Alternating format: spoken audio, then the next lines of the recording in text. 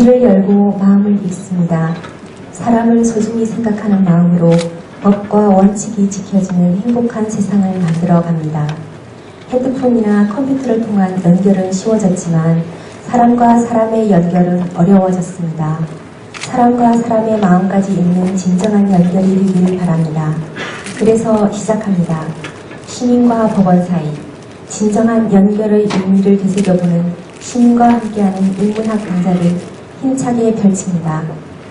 오늘은 시민과 함께하는 인문학 강좌 제3강 김경옥 교수님의 영원한 시네필 박찬욱 감독이라는 주제의 특강으로 여러분을 모십니다. 오늘 특강을 대주실 김경옥 교수님을 간단하게 소개해 드리겠습니다. 교수님께서는 고려대학교 대학원에서 교육학 박사 학위를 취득하였으며 현재 창원대학교 보육교사교육원 교수로 재직하시고 계시면서 MBC 경남방송국과 극동방송국에서 토요일 정오의 시네마와 해설이 있는 영화극장 등을 진행하신 적이 있는 재원이십니다. 또 지난해 3월부터 현재까지 창원대학교 평생교육원에서 영화로 배우는 인문학 강의를 진행하시는 명교수님이시고 오늘 귀한 시간 내셔서 좋은 강의를 들려주실 김경옥 교수님을 소개합니다.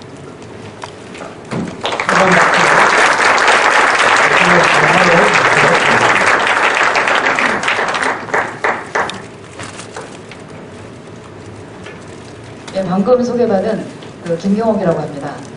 오늘 여기에서는 우리가 영원한 시네필 영화감독 박찬욱에 대해서 이야기를 나눠보도록 할 텐데요. 왜 하필이면 박찬욱 감독인가?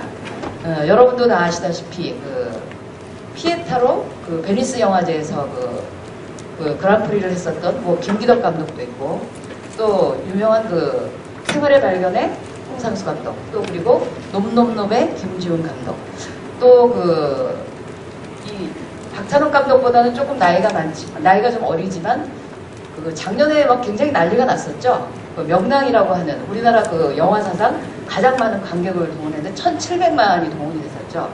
바로 명랑과 최종 병기활의 김한민 감독 또 그리고 괴물하고 또 철국열차로 잘 알려져 있는 봉준호 감독 이런 감독들도 다 이미 세계적 반열에 올라간 그런 감독이지만 왜 하필이면 박찬욱 감독이냐는 거죠.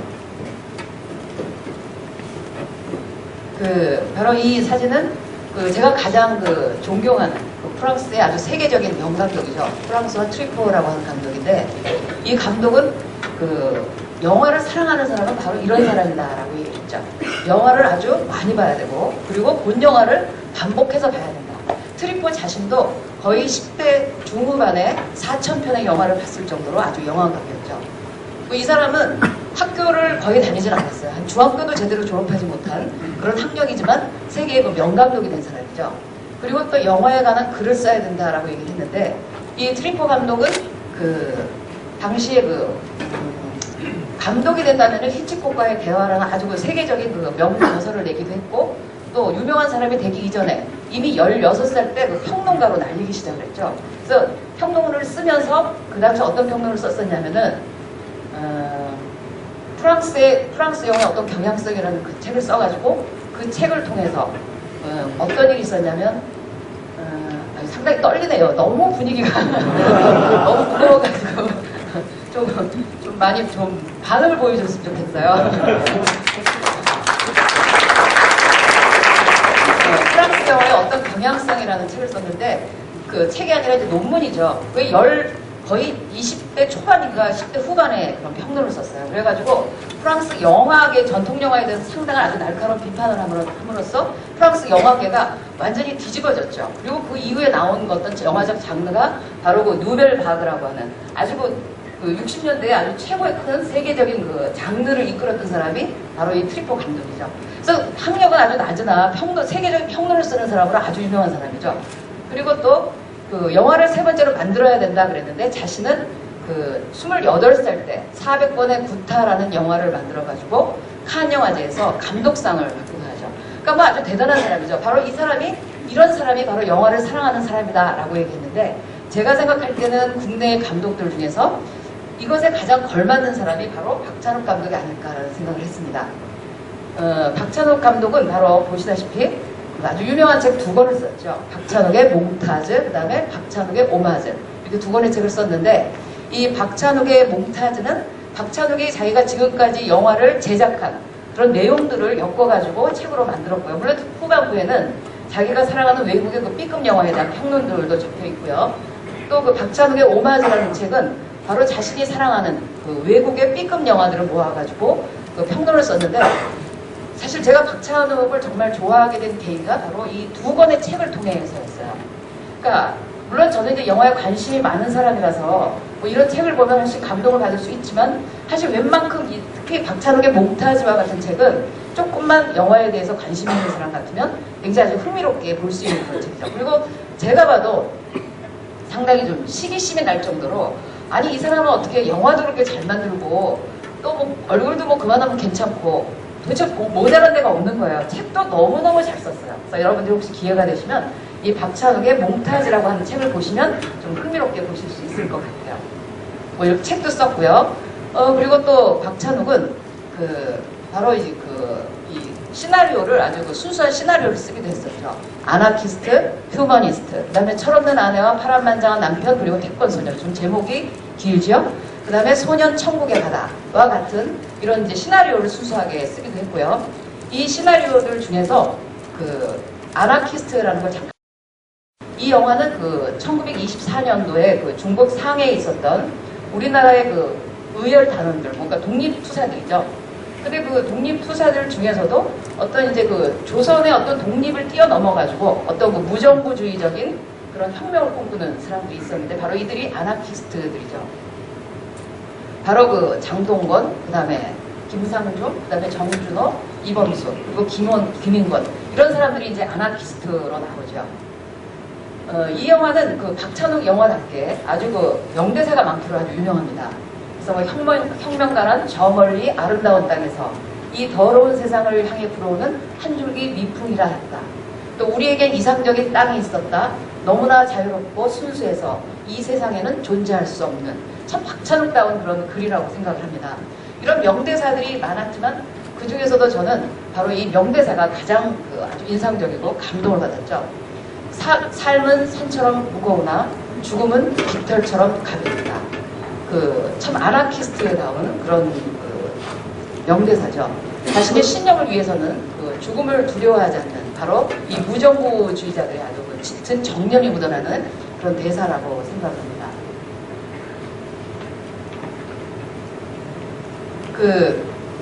박찬욱 감독은 지금 앞에서 소개한 대로 이렇게 평론도 굉장히 많이 썼고요. 또 뭐 당연히 그 다음에 감독들 사이에서 박찬욱 감독은 영화광으로 소문났습니다. 그러니까 아주 어렸을 때부터 영화를 좋아했고, 뭐 서울에 있을 때는 뭐 독일 문화원, 프랑스 문화원 이런 쪽의 모든 영화를 다 섭렵할 정도로 아주 영화를 좋아했던 사람이고, 그리고 박찬욱 감독은 1963년에 서울에서 출생을 해서 서강대 철학과를 졸업을 하는데요.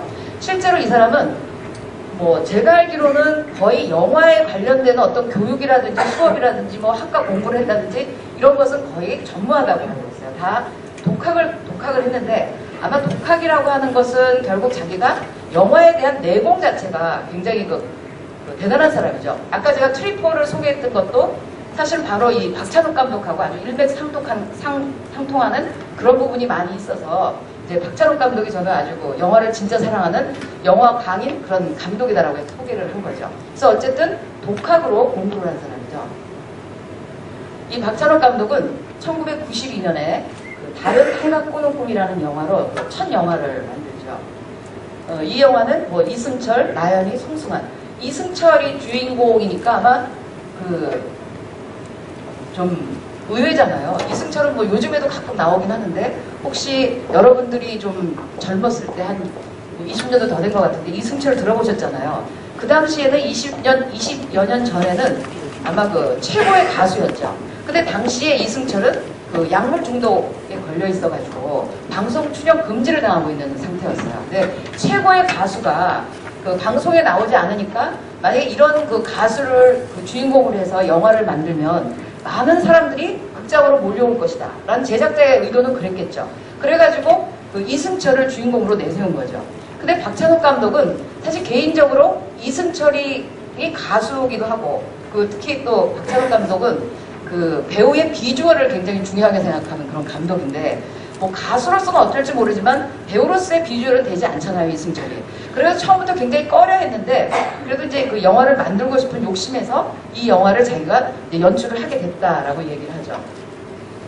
이 영화의 내용은 그 보스의 여자를 사랑해서 결국은 이제 자기가 배신을 하게 된 거죠. 그 배신에 따른 복수를 영화한 것이죠. 이 영화는 장르가 범죄 액션 르와르. 뭐 이거 설명 안 해도 잘 아시잖아요. 근데 이 범죄 액션 르와르는 아무래도 폭력적이고, 또 영화가 좀 무겁고 어둡고, 그리고 또 도덕성이나 윤리성을 묻지 않는 그런 류의 우리가 장르를 보통 액션 르와르 영화라고 얘기를 하잖아요. 그러니까 이 박찬욱 감독은 사실 이 첫 영화에서 이런 장르를 사실 끝까지 고수를 하죠. 뭐 중간에 조금 요거하고 다른 그런 부분들도 있기는 하지만 그 박찬욱 감독의 영화 스타일은 바로 이 범죄 액션 르와르 영화다는 거죠. 바로 그 이승철이죠. 이승철이 최근에 어떤 방송에 나와가지고 그런 말을 한 적이 있었어요. 자기가 처음으로 출연한 영화가 박찬욱 감독의 다른 해가 꾸는 꿈이다 라는 영화를 처음 출연을 했는데, 그래서 이게 개봉이 됐는데 개봉한 첫날은 막 영화관이 막 넘쳐났대요. 전해가 매진이 되고 막 그랬는데, 이상하게 그 다음날부터 극장이 텅텅 비기를 시작했다 그러면서 가만히 보니까 자기의 열혈 팬이었던 10대의 청소년들이 다 개학을 했기 때문에 극장에 사람이 오지 않았다라고 얘기를 하면서, 뭐 그런 얘기를 들으면 벌써 이 영화는 흥행에는 완전 실패했다라고 얘기할 수 있겠죠. 바로 무운으로 나왔던 이승철이고요, 주인공. 그 다음에 보스의 여자로 나연이가 나오죠. 지금 뭐 거의 이 배우에 대해서 이름도 없지만 당시에는 그래도 이름이 꽤 알려진 그런 배우였죠. 그리고 바로 자기의 동생의 여자를 짝사랑하는 하영의 역으로 형이죠. 송승환이 나왔었죠. 그러다가 박찬욱 감독은 이 첫 영화의 실패로 인해서 5년간 충무로를 떠날 수밖에 없었죠. 그러다가 1997년에 이제 다시 영화를 연출할 수 있는 그 기회를 잡는데, 그때 만든 영화가 3인조라고 하는 영화죠. 이 3인조라는 영화에는 영화 배우 이경영, 그 다음에 김민종, 그 다음에 정성경, 이렇게 세 사람이 주인공으로 나오는 영화죠. 이 세 사람은 다 현실 세계에 전혀 적응하지 못하고 내몰린 바로 두 남자와 한 여자에 대한 그런 이야기죠. 이경영은 자신의 생계 때문에 악사인데, 악사가 자기 악기를 팔아버려야 될 정도로 정말 내몰린 그런 사람이고, 또 김민종은 어린 시절에 아예 버려졌기 때문에 자신의 엄마의 얼굴도 모르는 정말 단순 무식한 그런 강도 김민종이죠. 그리고 수녀가 되는 게 꿈이었는데, 자기 친아버지가 너무 딸을 사랑한 나머지 아이를 갖게 되고, 또 그 아이를 잃어버리게 된 미혼모 정성경. 정말 어떻게 보면 세상에 아주 극단에 처해 있는 그런 세 사람에 대한 얘기죠. 이 세 사람이 기상천외한 그런 강도 행각을 벌이면서 이 세상에 자신들의 존재를 외쳤던 그런 영화가 바로 3인조라고 하는 영화죠. 바로 김민종, 정성경, 이경영이죠.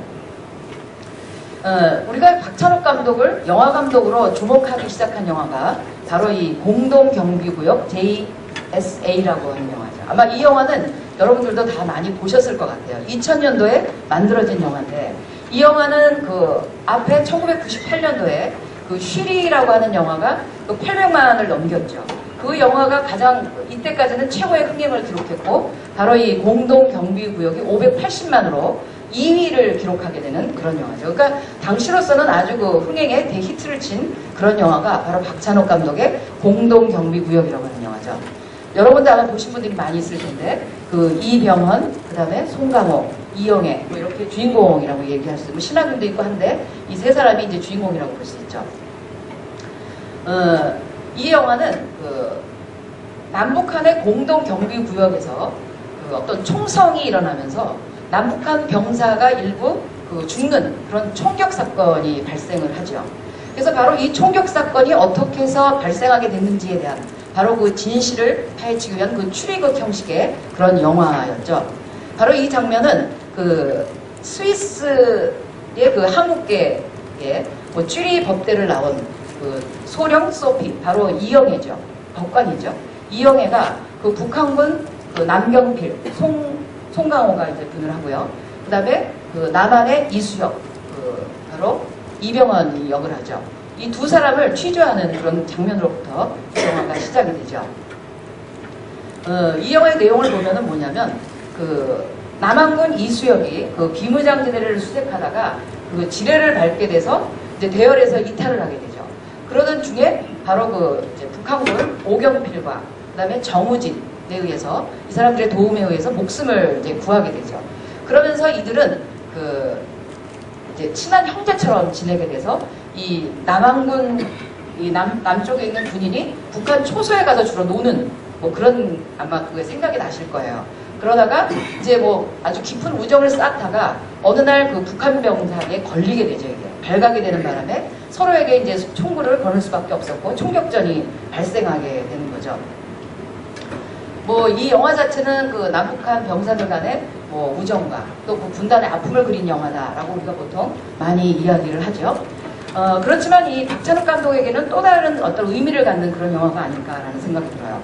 그 앞에 두 영화, 그 다른 해각구동 꿈, 그 앞에 3인조, 이 두 영화는 그 말하자면 박찬욱 감독이 자기가 지향하는 그 범죄 액션 르와르라고 하는 그 영화를 굉장히 고수했다면 이 영화는 그런 영화는 아니죠.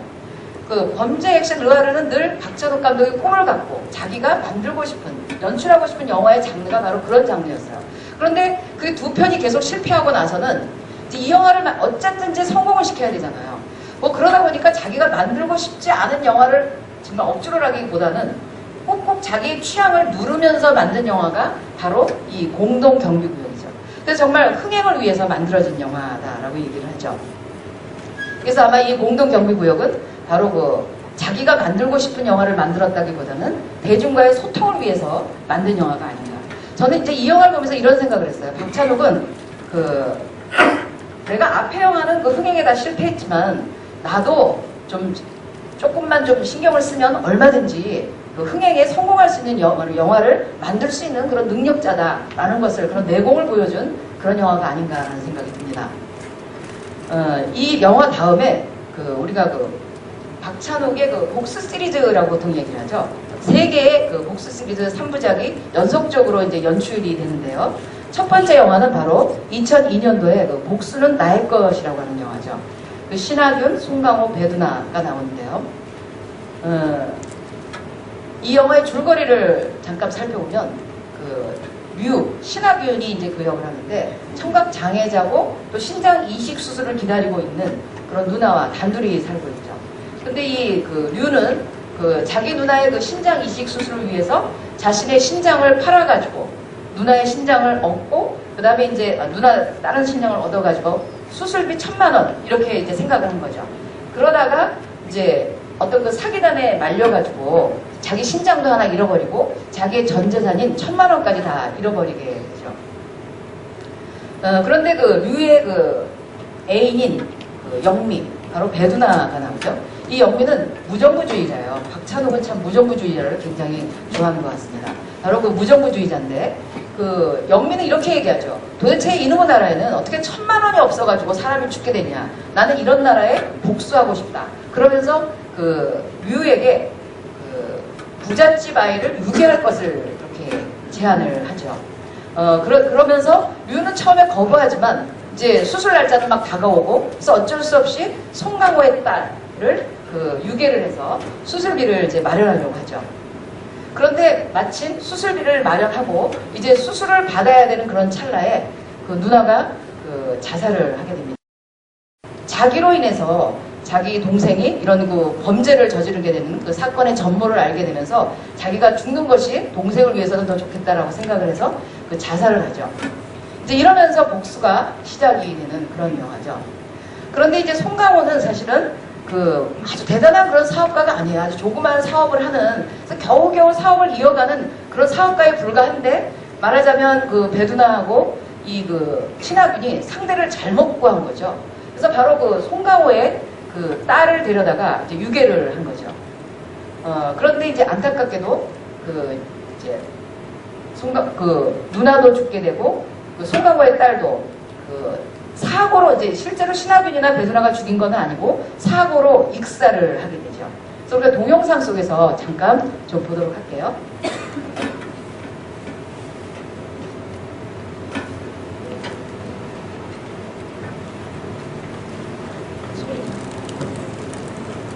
전 착한 사람입니다.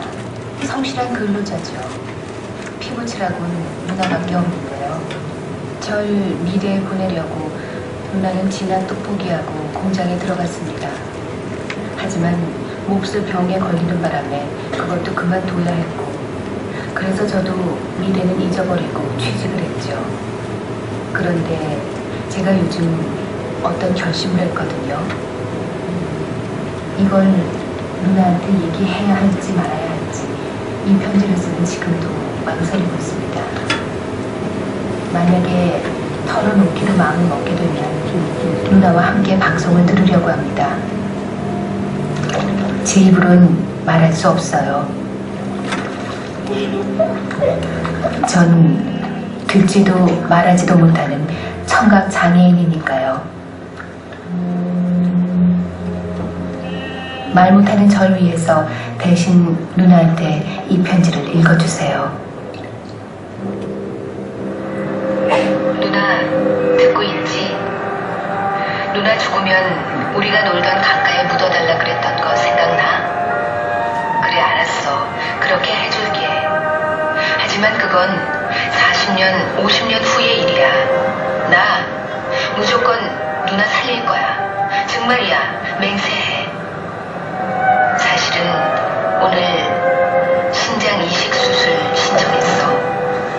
누난 절대 그러지 말랬지만 지금 되는 건 죽기보다 싫대지만 나 원래 청개구리잖아.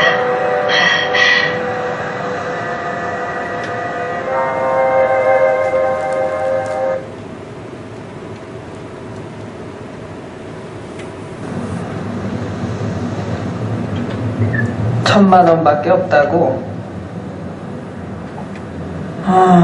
일단은 당신이 당신 신장을 주면은 할 수는 있다고.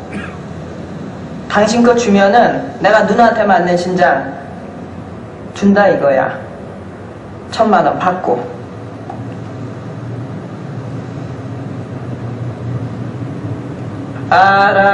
알아듣겠어?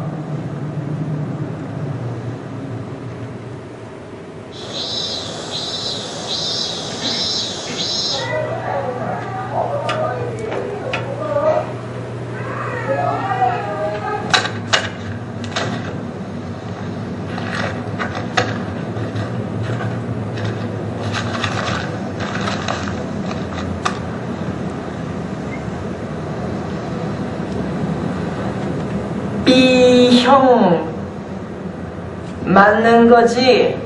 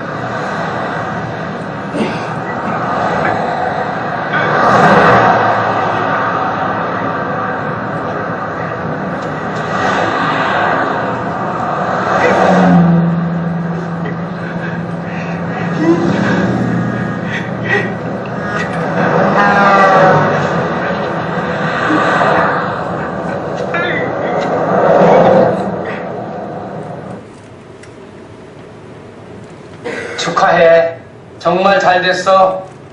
이렇게 빨리 기증자가 나타난 거는 기적이야, 기적. 수술 일주일 뒤로 잡았으니까 닷새 있다 입원시켜. 응? 통장에 1,000만 원 있댔지? 이제 문제 다 해결됐잖아. 안 그래?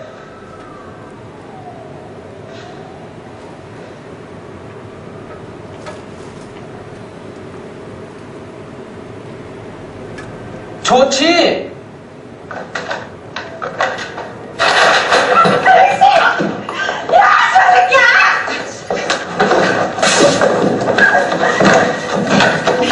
그것만 있으면 눈에 살리는 거 아니야?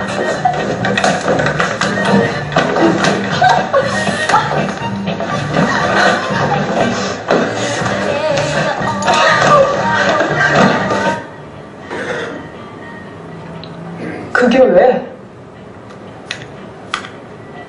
지금 죄질 따질 때야? 이런 말이 있잖아. 삶은 돼지가 끓는 물을 두려워하랴.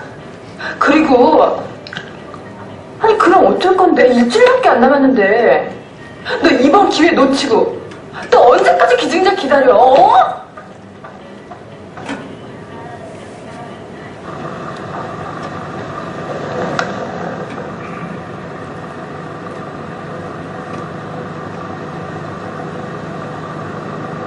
저기 집이야? 머리 이쁘게 땄네.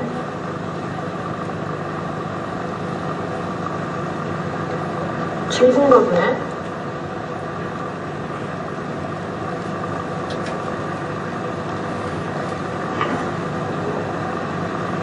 저 새끼지. 너 자른 게. 씨발. 저 차 한 대면 너 월급 10년은 주겠다. 하여튼 이래서 빨리 혁명이 일어나야 된다니까. 아픈 사람은 무조건 무료로 치료받고 콩팥도 받고 간, 쓸개, 십이지장 뭐 이런 거 저런 다 받고 뭐 좀 이래야 되는 거 아니야? 그런 나쁜 인식은 아이들이 자꾸 죽기 때문에 생기는 거야. 하지만 우린 달라. 돈만 받아봐. 번개같이 반납하잖아. 난 되레 정들까 걱정이다. 집에 안 간다고 떼쓸까봐. 맨날 언니 오빠들이랑 놀기만 하는데 얼마나 신나. 그 지겨운 학교 안 가도 되고. 뭐?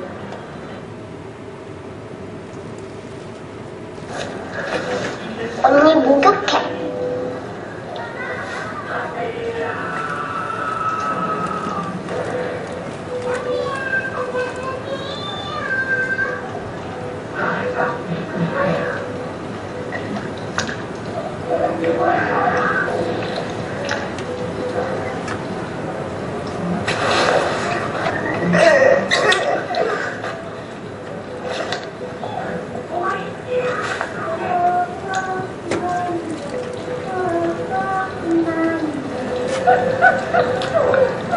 야, 볼로리야.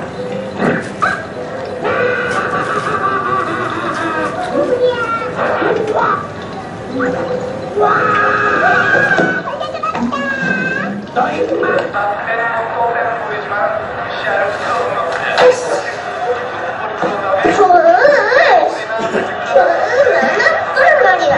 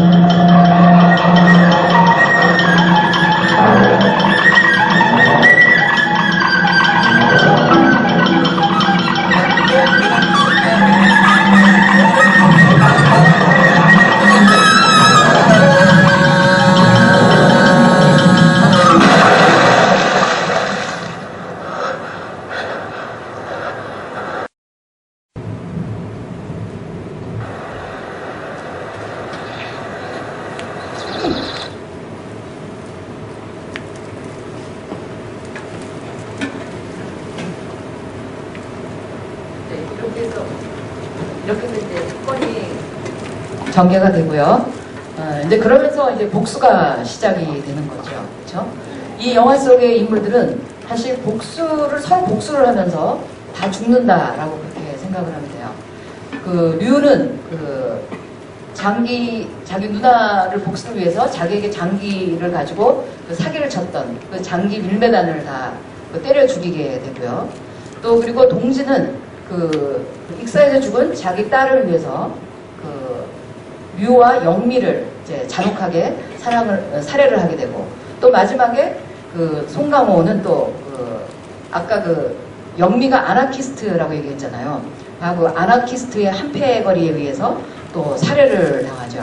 근데 사실은 저는 이제 이 영화를 보면서 그 박찬욱 감독의 여러 개의 영화가 있었지만 개인적으로 이 복수는 나의 것이라는 영화가 굉장히 잘 만들어진 영화다라고 생각을 하는데, 이 영화도 물론 그렇게 크게 히트를 치지는 못한, 승행에 좀 실패한 영화죠. 근데 그 이유가 제가 생각하기에는 너무 잔혹한 장면이 많다는 거죠. 그래서 특히 여자들 같은 경우는 이 영화를 참 두 눈 뜨고 처음부터 끝까지 보기는 어렵고, 아마 제가 생각할 때는 거의 영화의 반은 눈을 감고 봐야 되지 않을까 할 정도로 박찬욱 감독 영화가 워낙 그 범죄 르와르 종류이기 때문에 아무래도 좀 잔혹한 장면이 많이 있지만, 그럼에도 불구하고 이 영화는 굉장히 잔혹한 장면이 많이 있어요. 그래서 제가 이제 잠깐 이 복수하는 장면들을 좀 보여드릴 텐데, 그 장면 중에서 좀 순화된 거를 좀 고른 거예요. 그래서 혹시 여기 그 여자분들이 혹시 이걸 보시다가 충격을 받으실 수도 있는데요. 그럼 잠깐 눈을 감으시면 되고요. 자, 지금 그 류가 죽이는 거죠.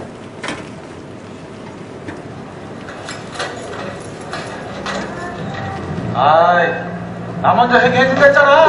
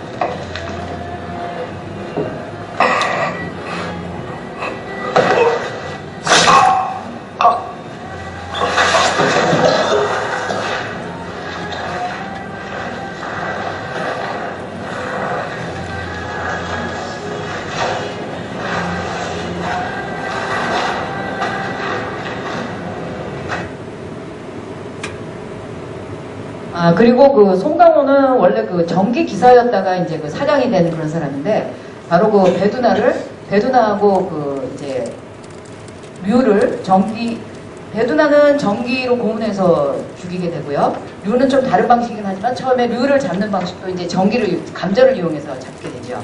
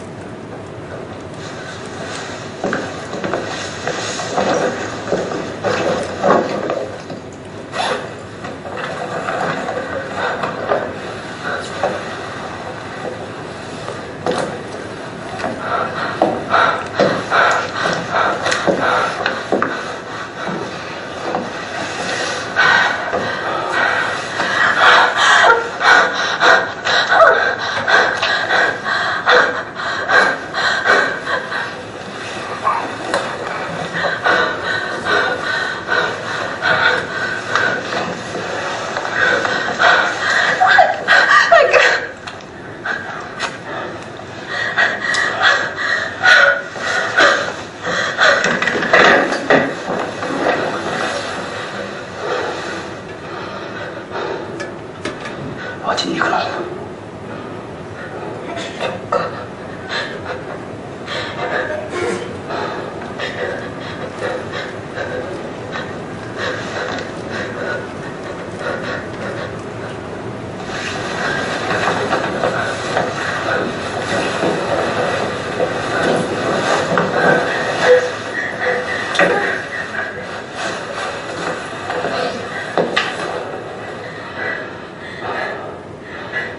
어딨니?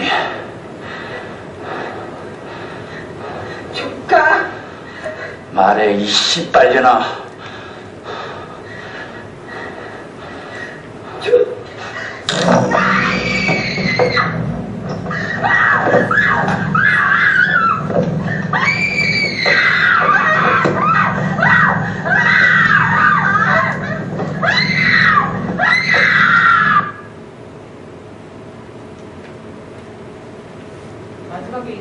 마지막에 그 신하균이 이제 살해당하고 이제 송강호도 이제 죽는 마지막 장면이죠.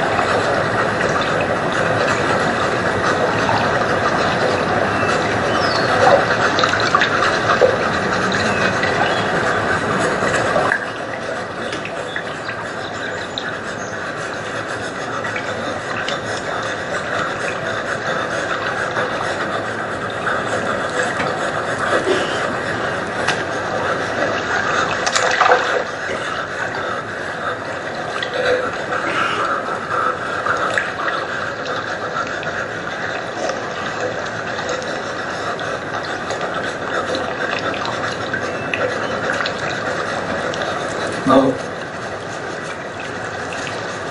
착한 놈인 거 안다.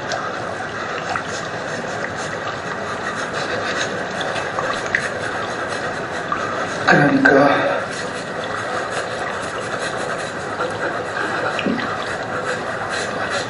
나 죽이는 거 이해하지? 그렇지?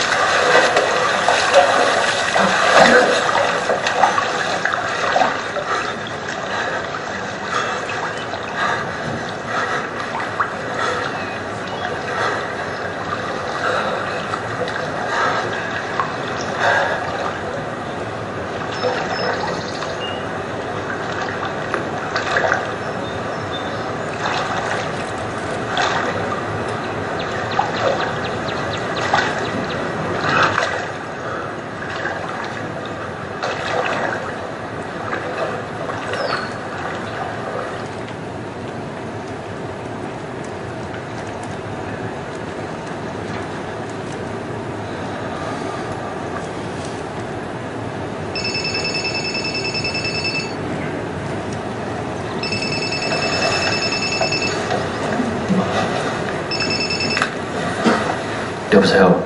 예, 여기 인천중앙병원인데요. 팽민철 어린이 보호자 되시죠? 오후 1시 20분에 사망했습니다. 빨리 오셔서 시신 인수하시기 바랍니다. 영안실은 본관 지하 2층에 위치해 있고요. 전화 잘못 거셨습니다. 예? 여보세요?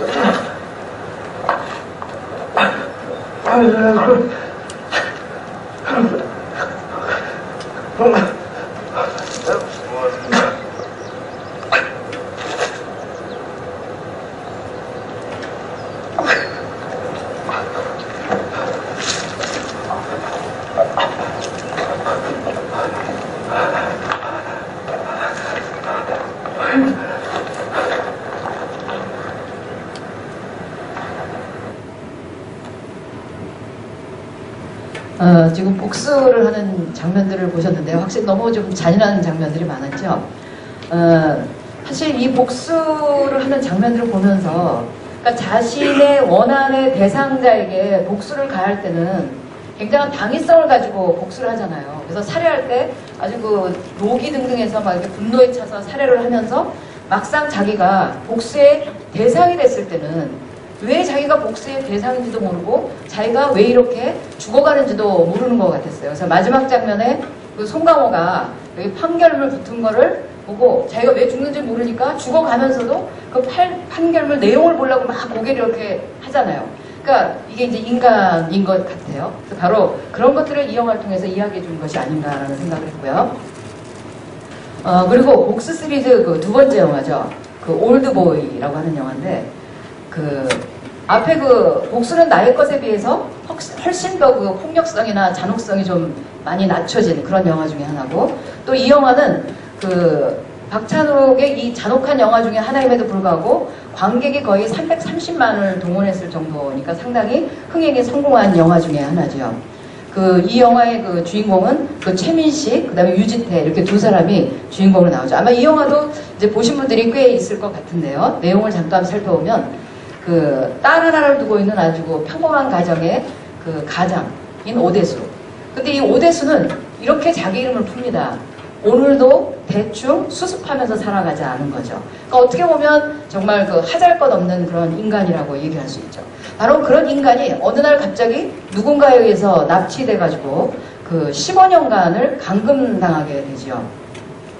그 이유도 모르면서 그 중국집에 그 군만두만 먹으면서 15년 동안 감금당하는데요. 아마 여러분도 만약에 그런 입장에 처해지신다면 글쎄 어떨까요? 이유도 모르고 자기가 15년을 갇힌다고 생각을 하니까 뭐 그 15년 갇히는 동안에 누가 나한테 이렇게 했을까 그러면서 갇힌 동안에 이제 텔레비는 나와요. 여기서 텔레비는 나오는데 그 한 1년쯤 있다가 자기 아내가 살해를 당해요. 이게 TV 뉴스에 나오죠. 그러면서 바로 그 오대수가 죽인 걸로, 그래서 죽이고 도망간 걸로 뭐 이렇게 나오죠. 그래서 그 살인이 이제 누명까지 쓰게 되고, 그러면서 15년을 바로 이 8평밖에 되지 않는 이 방에서 보내게 되죠.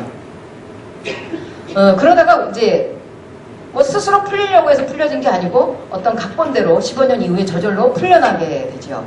그러다가 누가 자신을 이렇게 가다놨는가가 이제 문제가 되잖아요. 그래가지고 알고 보니까 우진이라는 그 사람이 자기를 이제 일부러 다 계획해놓은 거죠, 우진은. 그래서 만나가지고 만나게 되죠. 그러면서 이제 그 최민식의 죽이려고 하지만 뭐 죽일 수도 없는 상황이고, 우진은 뭐라고 얘기하냐면 네가 왜 15년 동안 갇히게 됐는지를 앞으로 5일 이내에 그 이유를 네가 알아가지고 오면 내가 죽겠다, 내가 자살을 하겠다라고 우진이 그렇게 이야기를 하죠.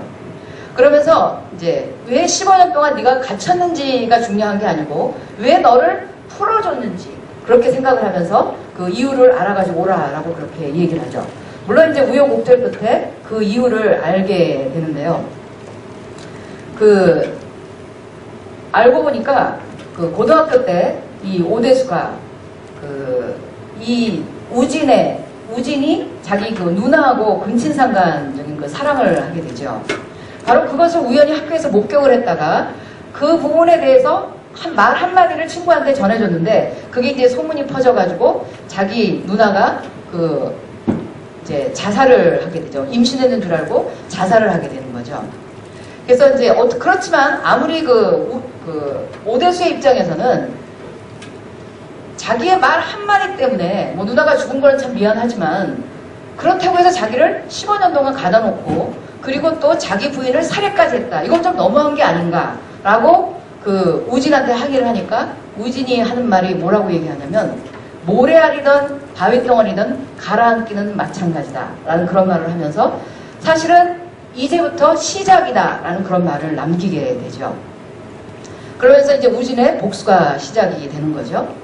우연히 이 오대수는 일식집에 들어가게 되고요. 거기서 정신을 잃게 되면서 일식집의 요리사인 미도라고 하는 아가씨와 만나게 되고 또 그 아가씨랑 이제 좋아하는 사이가 되고 이제 어떤 사랑하는 사이까지 이제 진전을 하게 되죠. 여러분들 영화를 보신 분은 알겠지만 미도는 바로 오대수의 딸이죠. 15년 동안의 감금을 해놓은 이유는 바로 오대수의 딸을 키운 거죠. 우진이 키워가지고 나중에 아버지가 15년 동안 갇히고 난 이후에 어떤 연인 관계를 만들어가지고 이제 근친 상간으로 복수를 하게 되는 거죠. 그렇죠? 사실 이 영화가 보면 이런 대사가 나와요. 아무리 짐승만도 못한 인간이라 할지라도 살 권리가 있는 게 아닌가요? 라는 그런 대사가 나오는데 바로 이 대사가 이 영화의 모든 것을 이야기해 주는 것이 아닌가 하는 거죠. 어렸을 때 멋모르고 누나를 사랑해서 어떤 근친상간적인 그런 일을 하게 된 우진과 또 뭐 자기가 의도한 바는 아니지만 어찌어찌 해서 자기 딸과 근친상간적인 그런 행위들, 어떻게 보면 우리가 만약에 그런 사람을 내 주변에서 발견했다면 우리는 그 사람을 짐승만도 못한 놈이다 라고 그렇게 틀림없이 이야기하는 거죠. 그렇죠? 그런데 알고 보니까 그런 사람도 살 권리가 있는 게 아닌가라는 것이 바로 이 영화의 포인트가 아니었나라는 생각을 하고요. 이 영화는 사실은 어떻게 보면 너무 근친상간적인, 아주 좀 어둡고 또 굉장히 우리가 생각하기에는 윤리적이지 않잖아요. 그럼에도 불구하고 이 영화는 아까도 얘기했지만 흥행에 상당히 성공을 했죠. 그래서 평론가들이 아주 뭐 모두 다 극찬한 그런 영화죠. 그래서 잔혹한 장면이 아까도 얘기했지만 복수는 나의 것보다 훨씬 덜하고요. 그러면서 아주 영상미도 아주 뛰어났고, 또 그리고 우리가 보기에는 좀 개연성이 없는 것 같이 보이지만 영화적으로 봤을 때는 아주 개연성도 굉장히 완벽한, 조직이 아주 완벽하게 짜여진 그런 영화라고 생각을 합니다. 그래서 아주 완성도가 높은 그런 영화였죠. 이 올드보이는 그 박찬욱 감독을 칸 영화제에서 그 심사위원 대상을 수상하게 하는데, 이 심사위원 대상은 칸 영화제의 그 그랑프리 그 다음에 2위에 해당하는 그런 상이었죠. 당시로서는 그 칸 영화제에서 감독으로서는 최고의 상을 받은 거죠. 아직까지도 이것을 우리나라에서 깨지는, 뭐 그랑프리를 아직 받은 사람이 없기 때문에 그 박찬욱 감독이 최고의 상이다라고 얘기할 수 있죠. 그리고 또 그 최민식은 이 올드보이 이전에도 뭐 이미 유명 배우긴 했지만 이 올드보이에 나오면서 세계적인 그 주목을 끄는 그런 배우가 됐죠. 이 작년 여름에 우리나라에서 그 상영했던 영화였는데, 루시라고 하는 영화가 작년에 상영됐었죠. 그 명랑이라는 영화가 막 1,700만 원 동원하면서 한 달 후에 바로 이 루시가 개봉이 됐는데, 이 영화는 그 여러분도 잘 아시다시피 그 레옹이라는 영화를 만들어가지고 유명한 감독이죠. 릭 백송 프랑스의 감독이 헐리우드에서 이제 제작한 영화인데, 바로 그 요즘에 미국에서 가장 핫한 여배우죠. 스칼렛 요한슨이 주인공이고, 그 상대에 한국의 악한 그 미스터 장으로 최민식이 나오게 되죠. 근데 릭 백송 감독은 그 최민식이 출연한 그 올드보이라는 영화를 보고 최민식의 연기가 참 대단하다. 그래서 무조건 그 영화 한 편을 보고 최민식을 이 영화에 캐스팅했다고 합니다. 저도 이 영화를 봤는데, 저는 이 영화가 상당히 재밌게 봤는데, 우리나라에서는 너무 그 명랑의 폭풍이 컸는지 그렇게 흥행에 성공하지 못했지만 그 북미나 유럽에서는 상당히 흥행에 성공했고, 또 최민식을 다시 한번 그 세계적으로 알리는 그런 영화가 바로 이 루시였죠. 또 이 그 올드보이는, 원래 이 올드보이의 원작은 일본 애니메이션이에요. 참 일본 사람답습니다. 그 개연성 만들어내고 하는 거, 조직적으로 만들어내는 건 상당히 일본 사람다운데, 바로 그 일본의 애니메이션을 박찬욱 감독이 각색을 해가지고 그 자기 영화로 만든 거죠. 근데 이 그 박찬욱의 올드보이는 그 2013년도에 헐리우드에서 그 리메이크가 됩니다. 그래서 헐리우드에서 거의 비슷하게 올드보이라는 그 영화가 나오죠. 그래서 우리나라에도 이거 2014년 작년 초에 상영이 됐고, 제가 봤는데 뭐 영화가 그렇게 나쁘지는 않은데 미국 사람들은 좀 이렇게 단순한 걸 좀 좋아하는 것 같아요. 그래서 좀 올드보이가 보다 보면은 어떻게 보면 한 번 보면 잘 이해가 안 되는 그런 부분들이 있어요. 그래서 복잡한 부분을 많이 잘라내고 좀 단순하게 영화를 뭐 쌈박하게 좀 만든 거는 같았으나, 제가 보기에는 그 연출력에서는 박찬욱 감독을 쫓아가지 못했다라는 그런 생각을 좀 해봤습니다. 그 다음에 세 번째 그 복수 시리즈, 그 친절한 금자시죠. 이영애, 최민식 주인공이죠. 뭐 이 영화가 나왔을 때 이해에 그 저 물방울 그 옷이 굉장히 유행이 될 정도로 그 상당히 그 주목을 받은 그런 영화 중에 하나였죠. 그 금자, 이영애가 나오죠. 그 금자는 그 아동 유괴하고 그 살해를 했다라는 그런 누명을 쓰고 그 교도소에 이제 갇히게 되죠. 그 금자는 그 13년 동안 교도소에 갇히게 되는데요. 그 교도소에서 그 금자는 이제 뭐 너무나 아름다워서 그 뭐 누구라고 하던가요? 그 로미오와 줄리엣에 나왔던 옛날에 그 아주 젊은 배우 누구죠? 올리비아 하스디. 뭐 그렇게 영화 속에 그런 내용이 나와요. 그 죄수가 하나 들어왔는데 올리비아 하스디를 닮은 너무나 예쁜 죄수다. 그래서 너무 미모가 뛰어나고, 또 그러면서 너무나 친절하고 수감자들 전체에게, 만나는 모든 수감자들에게 너무 친절하게 잘해주는 거예요. 그래서 모든 수감자들이 이 금자한테 매료되게 되고, 그래서 이제 거기서 친절한 금자시다. 이 금자는 어느 정도로 그 아주 그 친절했냐면, 바로 그 이 여간방 속에서는 아주 그 마녀라고 소문나는 그런 그 수감자가 한 명 있었어요. 이 여자는 남편이 그 바람을 폈대요. 그래가지고 그 남편과 그 바람 피는 상대 여자를 죽여서 그 사람들을 죽여가지고 뭐 이런 말 해도 되나요? 뭐 살을 구워 먹었다. 뭐 그럴 정도로 아주 잔혹한 그런 죄수였는데 이 사람이 너무나 아내 수감자들을 너무 괴롭히는 거예요. 그래서 금자가 바로 이 마녀에게 그 밥에다가 독약을 타가지고 죽이는 그런 친절까지 베풀게 되죠. 물론 이제 이렇게 그 수감자로서 그 감옥에 있는 모든 사람들에게 다 친절하게 했던 이유는 그 나중에 그 복수를 하기 위한 하나의 그 계획에 불과했던 거죠. 그러면서 사실 금자가 그렇게 누명을 쓸 수 있었던 이유는 자기 딸이 하나 있었는데 그 딸을 자기에게 누명을 씌운 바로 최민식이죠. 백선생이라고 하는 사람이 자기의 딸을 인질로 데리고 있었어요. 그래서 어쩔 수 없이 누명을 쓰고 감옥에 들어간 거죠. 그러면서 그 백선생은 사실 그 아이들을 뭐 한두 명을 유괴에다 살해를 한 것이 아니고 굉장히 여러 명의 아이들을 유괴해서 살해를 했죠. 그래서 금자가 이제 추록을 해가지고 출소를 했다고 합니까? 출소를 해가지고 유괴당해서 살해당한 모든 부모들을 다 모으죠. 모아가지고 어떻게 할 거냐? 법에 호소할 거냐? 아니면 우리가 나서서 응징을 가할 거냐? 뭐 이런 걸 투표를 하죠. 그랬더니 우리가 응징을 가하겠다. 뭐 이렇게 이제 결과가 나오죠. 그래가지고 무슨 폐가 같은 학교에 그 부모들을 다 모아놓고 거기서 그 최민식을 다 그냥 아주 잔혹하게 뭐 칼로 찌르고 때리고 뭐 이렇게 하면서 복수를 하게 되는 그런 영화죠. 이 친절한 금자씨는 명대사라기보다는 우리에게 가장 알려져 있는 얘기 있잖아요. 너나 잘하세요. 라는 말이 바로 이 친절한 금자씨에 나오잖아요. 근데 친절한 금자 입장에서는 참 그런 말을 할 만도 한 것 같아요. 거의 영화 첫 장면인데 금자가 출소를 하니까 교회 전도사인지 목사님인지 오셔가지고 두부를 들고 와가지고 그 두부를 금자한테 먹으면서 이제 죄를 짓지 말아서 이렇게 두부처럼 흰눈처럼 살아라 그러면서 금자한테 두부를 주죠. 그랬더니 금자가 너나 잘하세요 라는 말이 그때 너나 잘하세요 라는 말을 하죠.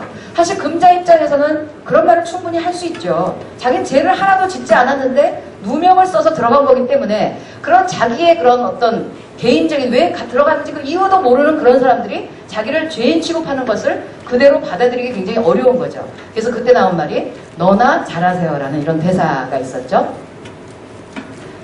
이 친절한 금자씨는 이제 앞에 그 두 편의 복수극하고는 조금 좀 차별화되는 게 뭐냐면 앞에 그 두 편의 복수극은 실제로 어떤 복수의 대상과 복수를 하는 사람이 굉장히 애매모호해요. 둘 다 충분히 다 이해가 돼요. 양쪽이 다 왜 복수를 하는지 뭐 이런 것들 또 왜 이 사람이 다시 복수를 당하는 상대자가 되는지 이런 것들이 충분히 이해가 되는데 사실 이 친절한 금자씨는 아주 절대적인 악의 축이 존재하죠. 바로 백선생. 그러니까 이 사람은 어떻게 보면 아주 처벌받는 게 너무나 당연하게 다른 사람들은 아무도 죄를 진 사람이 없어요. 그렇죠? 그래서 응징한다는 뭐 이런 측면에서 보면은 앞에 그 두 편과는 좀 차별화된다라고 그런 생각이 드는데 여기에 보면은 아까 제가 명대사 잠깐 말씀을 드렸지만 이런 게 있잖아요. 엄마가 지은 죄는 너무나도 크고 깊어서 너처럼 예쁜 딸을 가질 자격이 없어. 그래서 아이를 이제 다시 양어머니한테 주면서 딸하고 헤어지면서 하는 얘기예요.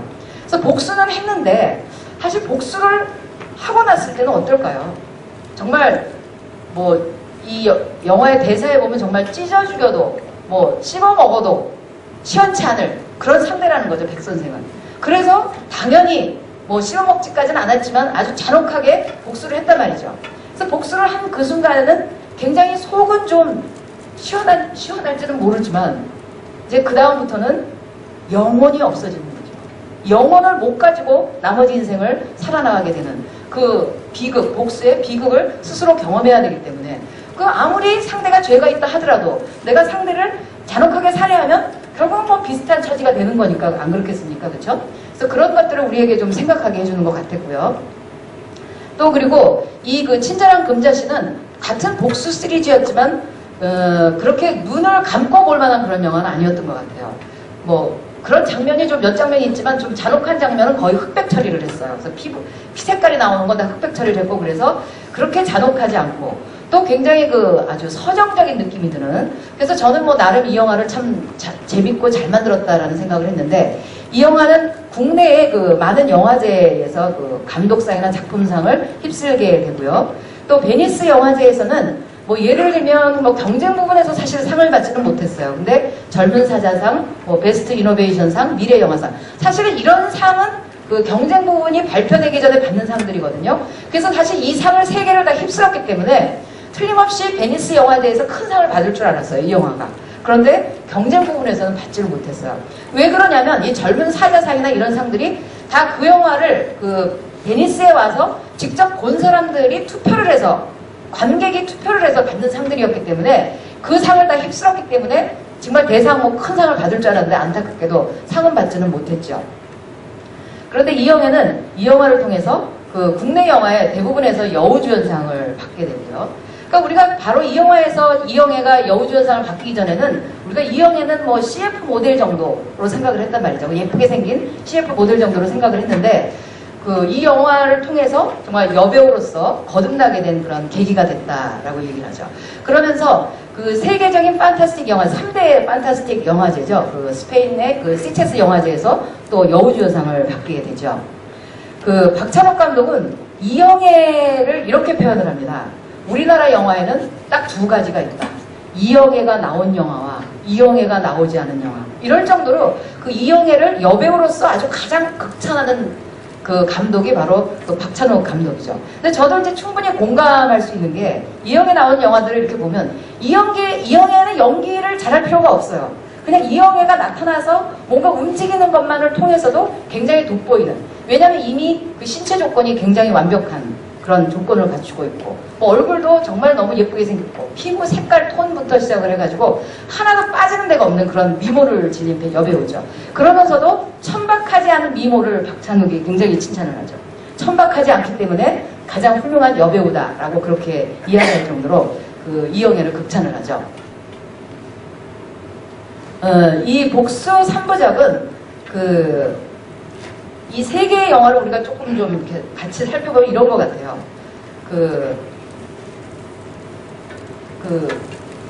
복수를 하다 보면 처음엔 분명히 저 사람이 나한테 어떤 악을 저질러서 내가 저 사람을 복수를 하게 된다는 거죠. 그렇게 복수를 하다 보면 또 나는 누군가에게 또 어떤 복수의 대상이 되는 그런 일들이 연속적으로 반복되고, 그 다음에 환원되는 그런 것들을 보여주는데, 그래서 아마 이 복수 시리즈 3편을 통해서 이제 이렇게 생각을 할 수 있을 것 같아요. 마치 그 뱀이 자기 꼬리를 무는 것처럼 이 복수라고 하는 것은 굉장히 그 환원성을 가지고 있고, 또 복수 자체는 우리가 영화 3편을 통해서 보셨지만 상당히 모호한 부분들이 있다라는, 바로 이 환원성과 모호성에 대한 그런 이야기를 한 것이 아닌가라는 생각이 들고요. 그러면서 2006년도에 그 박찬욱 감독은 앞서서 만든 영화하고는 아주 그 색깔이 다른 그 사이보그지만 괜찮아라는 영화를 만들죠. 이 영화는 그 영화배우 임수정하고 가수 비가 이제 출연을 하는 그런 영화죠. 그 임수정은 자신이 사이보그라고 생각을 해요. 그래서 정신병원에 들어가 있고, 그 다음에 가수 비는 너무 도둑질이 심해가지고 거의 정신분열증적으로 도둑질이 심해가지고 또 정신병원에 와 있죠. 바로 이 두 사람이 정신병원에서 이루는 그 사랑에 대한 뭐 그런 이야기인데요. 이제 이 영화는 이제 흥행에 이제 완전 실패를 하고요. 왜냐하면 사람들이 박찬욱 영화에 대해서 어떤 기대하는 부분이 있잖아요. 박찬욱 영화는 앞에서 얘기했지만 범죄, 액션, 뭐 르아르, 뭐 이런 좀 어둡고 뭐 이런 영화들을 주로 기대를 했는데, 이 영화는 너무 밝고 너무 화내요, 영화가. 화나고 너무 가벼워요. 그러니까 박찬욱에 대해서 우리가 기대하는 그런 영화가 아니라는 거죠. 그래서 그 호불호가 아주 확실하게 갈렸던 그런 영화였는데, 안타깝게도 이제 흥행에는 완전히 실패를 한 그런 영화죠. 근데 제가 생각할 때는 나름 이 영화가 아주 그 창의적이고 실험적인 영화였다. 그러니까 박찬욱이 우리가 박찬욱한테 기대하지 않았던 그런 새로운 모습을 보였죠. 아주 신선한 영화였다라고 저는 그렇게 생각을 했는데, 이제 또 어떤 사람들은 뭐 영화가 왜 저러냐 뭐 이랬던 거죠. 그러면서 그 2009년도에 그 박쥐라는 영화를 만들죠. 송강호하고 그 김옥빈 주연의 영화였는데, 그 송강호는 그 수도원에서 운영하는 병원의 그 신부로 있었는데요. 바로 이 송강호는 그런데 이제 그 수도원에 오는 환자들은 대부분 이제 뭐 호스피스 역할밖에 안 되는 거의 죽어가는 그런 사람들이 오잖아요.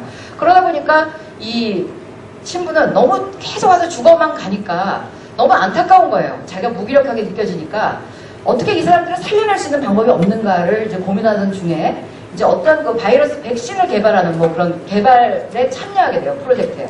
그래서 자기가 이제 실험의 대상이 되는 거죠. 그래서 거기에 참여하는데 참여한 사람이 제가 기억하기로는 한 50명 정도 됐는데 다 죽어요. 물론 송강호도 처음에는 죽어요. 다 죽었는데 송강호는 어찌어찌 해가지고 뭐 이상한 피를 수혈받으면서 송강호만 이제 소생을 하게 되는 거죠. 그래서 사람들이 그 50명은 다 죽었는데 송강호만 죽으니까 거기다 이 사람이 신부니까 아 정말 신의 계시를 받은 그런 사람인가 보다 라고 생각을 하면서 이제 전국에서 많은 환자들이 그 송강호에게 기도를 받기 위해서 이제 환자들이 몰려들게 되죠. 그러다가 그 몰려온 환자들 중에서 이 송강호는 자기 어릴 때 초등학교의 친구인 광우의 엄마를 만나게 됩니다. 그러니까 광우가 병약하고 자기 아들이 그러니까 이제 뭐 기도를 받거나 뭐 그러기 위해서 왔는데 그러던 중에 그러다 보니까 이제 광우의 집에 방문을 하게 되죠. 자기 친구니까. 그래서 광우의 그 부인인 태주를 그 안에서 만나게 되죠. 근데 사실 그 태주는 거의 버려진 고아로 있다가 그냥 주워온 거예요. 광우 엄마가 주워와가지고 처음에는 딸같이 키우다가 이제 며느리를 삼은 거죠. 자기 아들이 굉장히 무능하고 병약하고 아무도 뭐 누가 장가를 데려가지도 않을 것 같으니까 이 김옥빈을 키워가지고 이제 아들의 그 부인을 삼은 거죠. 며느리가 된 거죠. 그러니까 한 번도 자기는 남편을 뭐 욕망의 대상으로 생각한 적도 없고 사랑한 적도 없는 그런 상태였던 거죠. 바로 그런 태주에게 그 자기 남편의 친구 이 신부 상견이 나타나게 된 거죠. 이제 그러면서 이들은 이제 서로에게 이 신부였기 때문에 억눌렀던 그런 욕망과 또 한 번도 자기의 욕망을 발산할 수 없었던 태주 이 두 사람이 서로 이제 그 욕망에 빠져들게 되죠. 물론 이제 이 영화의 마지막은 결국은 그 이상한 피를 수혈받아가지고 이 신부가 그 뱀파이어가 된 거죠. 그래서 박지로 우리가 보통 뭐 뱀파이어 영화다라고 얘기하는데 그러다 보니까 뭐 끊임없이 피를 이제 수혈을 받아야 돼요.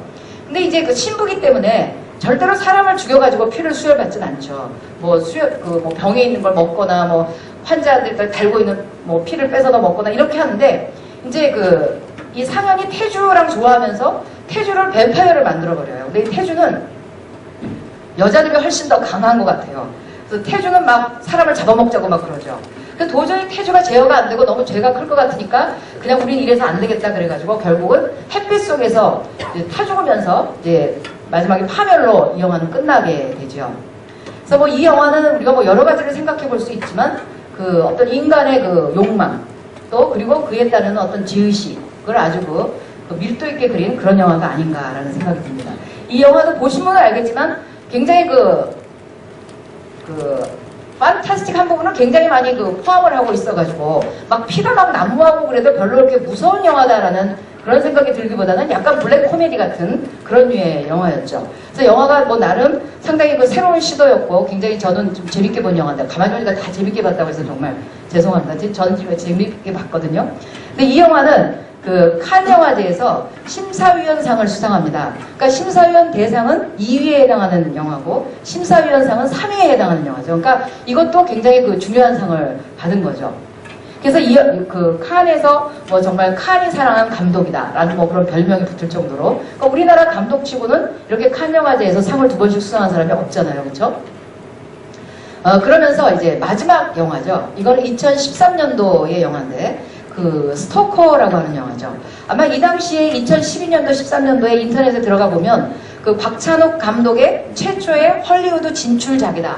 라는 뭐 이런 얘기가 뜰 거예요. 김주영 감독도 이제 동시에 헐리우드에 진출을 했는데 바로 이제 박찬욱 감독은 스토커라는 영화를 가지고 이제 헐리우드에 진출한 거죠. 헐리우드 영화니까 그야말로 헐리우드의 돈을 가지고 또 헐리우드 배우를 기용해서 미국말로 미국 영화죠. 그야말로 헐리우드 영화죠. 그래서 만든 영화인데 사실 이 영화는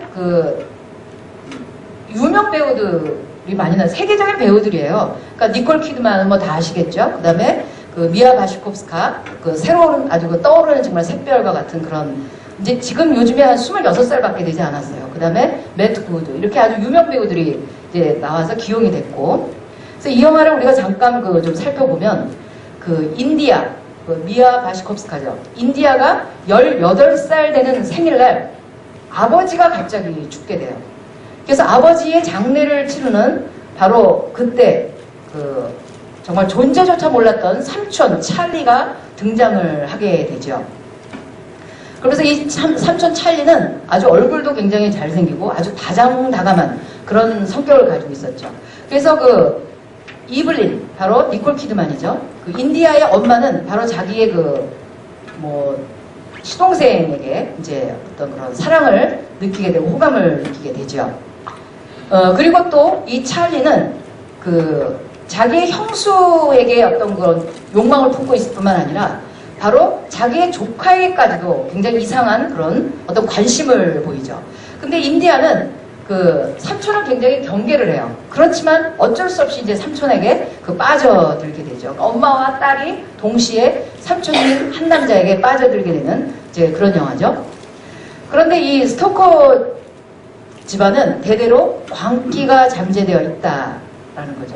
사실 우리가 스토커라는 말은 자기가 좋아하는 사람을 지 마음대로 무조건 집착해서 쫓아다니는 그런 사람을 스토커라고 얘기하잖아요. 근데 사실 이 영화는 제목은 사실 그런 의미의 스토커는 아니에요. 철자도 틀리고요. 그냥 스토커 집안의 성이에요. 성이 스토커 집안이에요. 그러니까 그런 집안인데 어떻게 보면 약간 중의적인 그런 뜻도 가지고는 있죠. 그런데 바로 이 스토커 집안 사람, 물론 이제 모든 사람이 그렇진 않은데 이 대를 걸러가지고 이 광기가 유전이 되죠.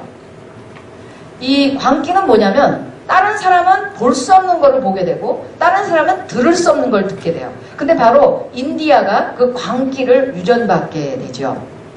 그런데 이제 바로 삼촌도 바로 그 광기를 유전받은 그런 사람이었죠. 그렇죠? 근데 이 아빠는 이제 광기라고 하는 것은 좋게 얘기하면 초능력처럼 느껴지지만 이제 우리가 한마디로 얘기하면 사이코패스적인 이제 그런 이제 유전적인 것을 가지고 있는 거죠. 그래서 아버지는 그걸 미리 알아서 이제 자기 딸을 이제 그 안에 있는 그 광기를 좀 잠재우기 위해서 사냥을 가르칩니다. 그래서 어렸을 때부터. 그러던 중에 이제 아버지가 죽게 되는 일이 생겼고, 그런데 알고 보니까 그 아버지는 바로 아버지의 동생인 삼촌 찰리가 아버지를 살해를 하고 이 집안으로 들어온 거죠. 그러니까 이 찰리도 사이코패스이기 때문에, 이 사람도 초능력을 가진 사이코패스이기 때문에 멀리서도 다 알아요. 누가 태어났는지, 자기 조카가 초능력을 갖고 있는지 없는지 이것까지 다 안다는 얘기죠. 광기가 있는지 없는지. 근데 그걸 알았다는 거죠. 그래가지고 어디에 가 있었냐면 정신병원에 가 있었어요. 그러니까 정신병원에서 계속 자기 조카한테 관심을 가지면서 계속 조카한테 편지 보내고 매년 선물을 보내요. 스니커즈 신발을 17년간을 보내게 되죠. 그러면서 이제 조카에게 관심을 갖다가 자기 형을 죽이고 느닷없이 이제 나타난 거죠. 근데 사실은 이 인디아는 자기 삼촌이 있는지도 몰라요. 왜냐면 아버지가 그냥 숨긴 거죠. 숨기고 자기가 받는 선물은 아버지가 주는 건 줄 알고 17년 동안 삼촌의 스니커즈 신발을 이제 선물로 받기도 하죠. 그러면서 이 삼촌은 바로 인디아의 내면에 존재하는 바로 사이코패스적인 광기를 일깨우기 위해서 나타났다라는 거죠. 이제 그러면서 이 영화의 첫 시퀀스에 나오는 장면인데 이런 게 있어요. 저는 지금 엄마의 브라우스 위에 아빠의 벨트를 메고 삼촌이 사준 구두를 신고 있죠. 이게 나지요. 꽃이 자신의 색을 선택할 수 없듯이 내가 무엇이 되든 내 책임이 아니에요. 라고 얘기를 하죠. 어떻게 보면 이 첫 시퀀스에 나오는 이 대사가 이 영화의 모든 것을 이야기해 줄 수 있다라고 보는데, 예를 들면 이런 거죠. 과연 사이코패스는 어떻게 만들어지냐는 거죠.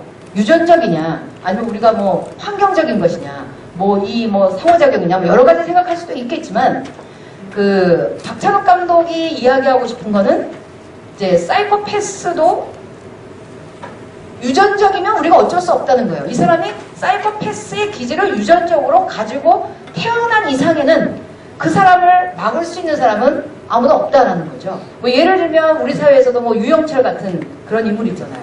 잘은 모르지만 그 엄마 아버지는 거의 정상적인 사람임에도 불구하고 유영철은 왜 그렇게 많은 사람을 살해를 하고 연쇄 살해를 했는지, 그거 이유를 밝혀내기가 굉장히 어려운데 박찬욱식으로 얘기한다면 이미 유영철은 그런 사이코패스로 태어났다라는 거죠. 뭐 그거에 일부러 어떻게 막을 수 있을지는 모르지만 그걸 미리 알고 뭐 막을 수 있을지는 모르지만 어쨌든 그 사람은 태어났기 때문에 그냥 거리를 활보하는 동안에는 그 사람이 사이코패스적인 그런 행위를 할 수밖에 없다라는 거죠. 그러니까 어떻게 보면 뭐 우리가 사이코패스를 좀 이해할 수 있는 뭐 그런 부분이 있을까. 근데 사실 영화에 사이코패스를 대상으로 하는 영화들이 굉장히 많은데 대부분 이제 영화들이 그런 것들을 많이 주장을 해요. 사이코패스는 굉장히 그 기질적으로 유전되는 것으로 많이 보면서 영화를 끌고 가죠. 그래서 이 영화도 마찬가지로 이제 사이코패스는 거의 이제 선천적으로 유전되는 뭐 그런 것을 의미하는 것 같습니다. 뭐 이 스토커는 그 한마디로 굉장히 그 어떤 성장 영화다라고 얘기해요. 그러니까 말하자면 인디아가 어떻게 사이코패스가 되는지 그 성장 과정을 보여주는 뭐 그런 영화다라고 얘기를 하죠. 그런데 영화를 보시면 아시겠지만 대사가 거의 없어요. 대사가 없는 만큼 아주 그 영상미가 뛰어난데 사실 영상미가 좀 다 제가 뭐 좋은 거를 다 얘기하기가 좀 어려운 게 조금 선정적이고 그런 게 많아서 그냥 제가 뭐 보편적으로 이야기할 수 있는 것만 본다면 이 장면은 두 번째 시퀀스에 나오는 장면인데 인디아가 자기 정원에 놓여있는 그 조각상하고 똑같은 자세를 취하고 발에 그 물집이 생긴 걸 터뜨리는 그런 장면이에요. 바로 이거는 이제 인디아에게 성인기가 다가왔다라는 것을 보여주는 거죠. 그래서 삼촌이 17번째로 보내준 신발이 맞기 시작했는데 신발이 작아지기 시작을 했다. 성인기에 도달했다라는 것을 보여주는 그런 장면이고요. 바로 그 삼촌이 보내준 그 스니커즈의 신발을 17개를 뺑 둘러놓고 찍은 아빠가 준 걸로 알고 있죠. 그리고 그 삼촌이 와서 그 인디아가 피아노를 치고 있는데 뒤에서 이렇게 휘감으면서 옆에 앉아가지고 같이 그 피아노를 치는 장면인데 사실 이때 처음으로 이 삼촌이 성적으로 유혹을 하는 거죠. 근데 이 장면이 왜 유명하냐면 전혀 성적인 게 내포되지 보여주지 외적으로는 전혀 그런 게 아니면서 이 두 사람의 표정 연기로 아주 그 성적인 막 거의 오르가즘까지 치닫는 그런 모습을 보여줬다 그래서 유명한 그런 장면이죠. 그리고 이 장면은 이 인디아가 자기 어디 놀러 갔다가 놀러 간 건 아니고 그 삼촌이 일부러 충동질을 하는 거죠. 일부러 그 인디아의 엄마하고 선정적인 모습을 인디아에게 보여줘요. 그래서 인디아한테 질투를 유발하게 해서 인디아가 바깥으로 뛰쳐나와가지고 자기 남자친구를 만나가지고 이제 남자친구가 뭔가 이렇게 하려고 할 때 거부를 하죠. 그러니까 이 남자친구가 그 구타를 하게 돼요. 성폭행을 하려고 막 하죠. 그랬을 때 삼촌이 느닷없이 나타나가지고 이제 인디아하고 같이 그 남자친구를 살해하게 되죠. 그러니까 첫 번째 살인을 저지른 거죠. 그래서 그 첫 번째 살인을 저지르고 와서 이제 그 목욕하는 씬이에요. 그래서 이것도 좀 얘기할 말이 많지만 좀 야한 장면이라서 그냥 그 정도까지만 얘기하고요. 그리고 이거는 이제 그 엄마를 그 빗질해주면서 이 장면이 굉장히 멋있는 장면이었는데 엄마를 빗질하면서 그 빗질의 결에 따라서 갑자기 장면이 확 바뀌는데 이 인디아가 풀 속에서 그 사냥을 하는 그 풀로 확 바뀌어요. 그래서 굉장히 멋진 장면인데 이걸 표현하기가 좀 뭐하네요. 그쵸? 뭐 그런 장면이었고.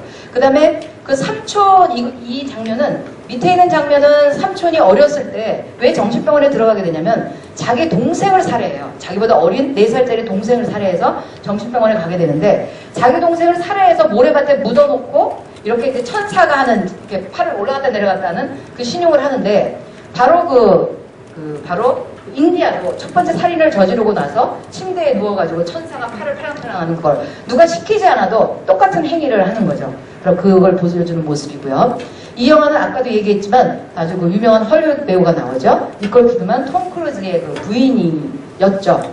이제 이혼을 했으니까 폭풍의 질주, 파이 앤드 어웨이 같은 영화를 같이 출연했고 최근에는 그레이스 오브 모나코라고 하는 모나코의 왕비였던 그레이스 켈리에 대한 그 영화에 나왔었고요. 그 다음에 미아 바시콥스카, 그 이상한 나라의 앨리스라는 영화하고, 그 다음에 제인 에어라는 영화를, 이 제인 에어에서 나이에 비해서 아주 성숙된 연기를 보여줘서 바로 이 스토커라는 영화에 전격 캐스팅이 됐다라고 이야기를 하죠.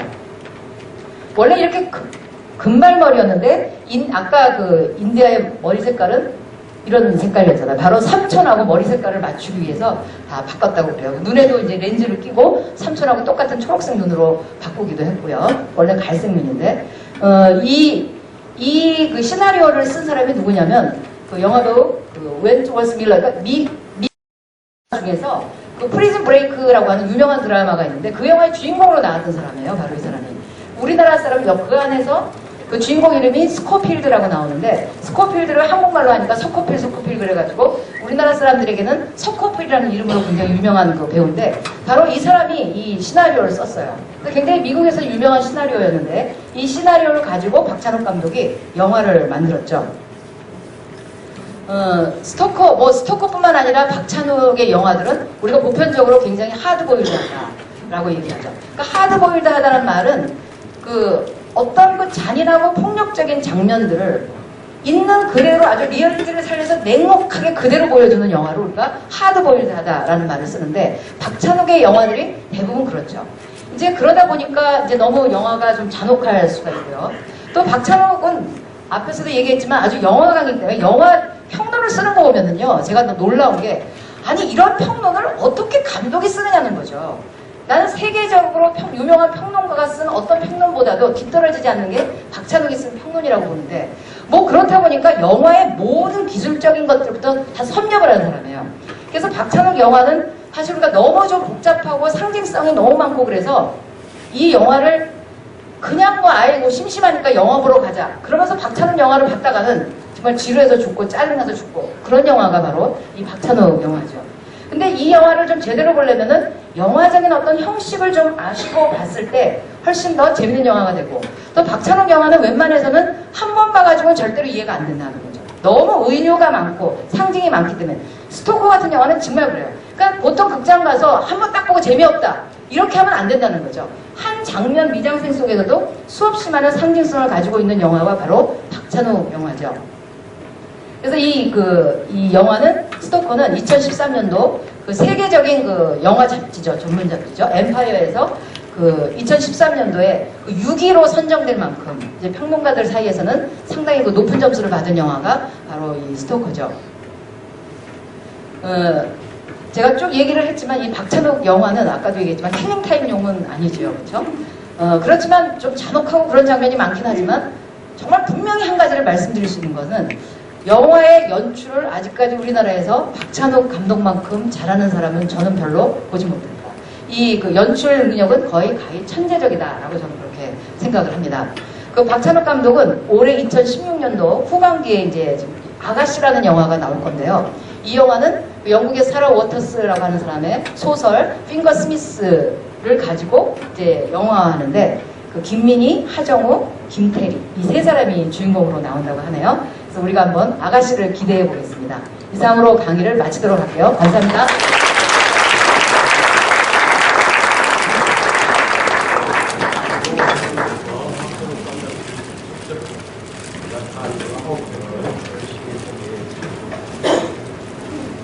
롯데시네마 창원에서 여행하면 8만 5천에서 9만 원이 되고 런닝타임은 15시간 정도.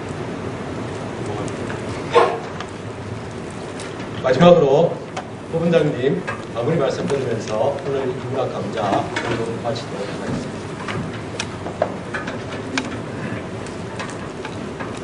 조정자 영화 끝까지 보셨습니까? 예. 여기 성담당관이 아주 에어컨을 너무 빵빵 틀어줘가지고 영화관보다 더 땡반이 잘 된 것 같아요. 우리 김우수 사무국장님 끝까지 영화 다 못 보신 것 같은데 이렇게. 우리가 이제 역사하고 철학을 거쳐가지고 오늘 이제 영화에 대해서 이제 공부를 했는데요. 그냥 편하지만 않고 역시 머리가 좀 묵직합니다. 우리 박종희 전장님 결산 안 하고 여기 계시면 어떡해요? 괜찮습니까? 가서 일하시는 거 아니에요? 오늘 그 강의해 주시는 우리 김기원 교수님은 그 남편이 이 강의를 기획해 주신 국립청원대학교 그 열린인문학센터 소장이신 연배산 교수님의 부인이시기도 합니다. 부부가 아주 영화를 좋아하신다고 합니다. 다시 한번 뜨거운 박수 부탁드립니다.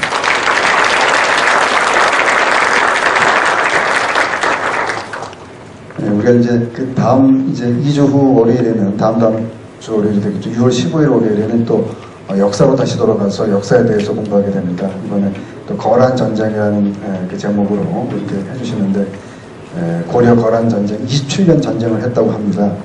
거기서 우리 고려의 그 훌륭한 그 영웅 두 분이 있지 않습니까? 서희 장군과 강감찬 장군. 저분들에 대해서 공부하는 좋은 시간이 되니까 그때도 꼭 나와주시기 바랍니다. 혹시 우리 무공문장에 5등급이 있는데 1등급이 무슨 문장인지 아십니까? 무공문장 중에 태국 무공문장이 이제 1등급이고 2등급이 이제 을지 무공문장입니다. 을지 문독장군. 3위는 어디겠습니까? 3등급. 3등급이 이제 충무 무공문장입니다. 역시 이제 육군이 해군보다 좀 센 거예요. 그다음에 이제 4위가 이제 화랑 무공문장이고 5위가 이제 인헌 무공문장입니다. 바로 강감천 장군의 시호를 딴 그것이지요. 그리고 우리가 또 엊그제는 이제 낙남정매 이제 김해 구간을 이제 거의 이제 마침표를 찍었습니다. 거의 조금 구간이 남았는데요. 그래서 김해 누적거리가 우리 박종희 점장님 누적거리가 34km 이제까지 걸은 게 그죠? 그래서 계산 좀 앞으로 좀 부탁드리겠습니다. 누적거리. 그래서 우리가 이제 김해를 마치고 다음 주 토요일입니다. 6월 13일 토요일에는 이제 창원으로 들어옵니다. 그래서 용지봉, 대암산, 비음산으로 해서 이제 우리 법원 뒷산이죠. 비음산에서 이제 내려오게 됩니다. 그리고 총무과장 다음 주 토요일에도 8시에 출발이죠, 법원에서. 이제 해가 길어지고 날이 더워져가지고 일찍 출발해야 돼서 전부 이제 8시로 그렇게 앞으로 1시간 땡깁니다. 이번에도 많이 참석해 주시길 바라고요. 귀중한 시간 내서 이렇게 공부하러 와주신 우리 가족들 또 우리 창원 시민 여러분들께 깊은 감사의 말씀드리고 다음 또 뵐 때까지 건강하고 행복하게 해주시길 바랍니다. 감사합니다.